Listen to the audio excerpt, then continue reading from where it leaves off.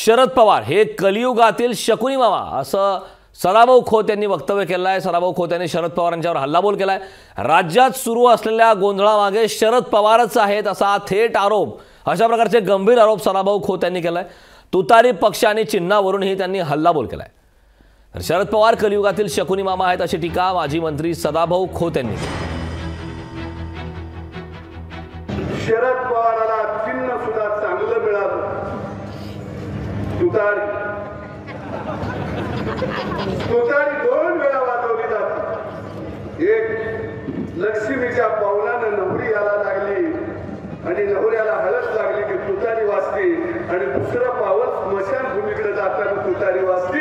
हे शेवटची घटना आहे। मी तुम्हाला सांगतो, आता महाराष्ट्रामध्ये गोंधळ चाललाय। हे कोण गोंधळ घालतंय मी याही सांगतो, याच्या मागे पवारच आहे। लोकशाही मराठी ऐका, पहा, जागरूक रहा।